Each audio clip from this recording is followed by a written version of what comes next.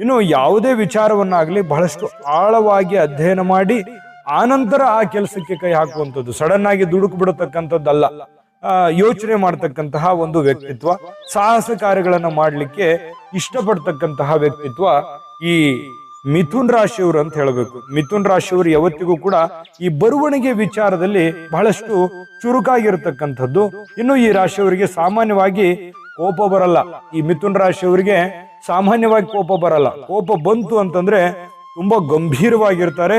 ಜೊತೆಗೆ ಯಾರು ಕೂಡ ಅಪೋಸಿಟ್ ಆಗಿ ಮಾತಾಡ್ಕೊಳ್ಳಕ್ಕೆ ಹೆದರುವಂತಹ ಒಂದು ಮಟ್ಟಕ್ಕೆ ಒಂದು ಕೋಪವನ್ನು ವ್ಯಕ್ತಪಡಿಸ್ತಕ್ಕಂತಹ ವ್ಯಕ್ತಿತ್ವ. ವಿರೋಧಿಗಳನ್ನ ಚಾಣಾಕ್ಷತನದಿಂದ ಅವರನ್ನ ಸೋಲಿಸುವಂತಹ ಒಂದು ವ್ಯಕ್ತಿತ್ವ ಯಾವುದು ಅಂತಂದ್ರೆ ಅದು ಮಿಥುನ್ ರಾಶಿಯವರು ಅಂತ ಹೇಳಬೇಕು.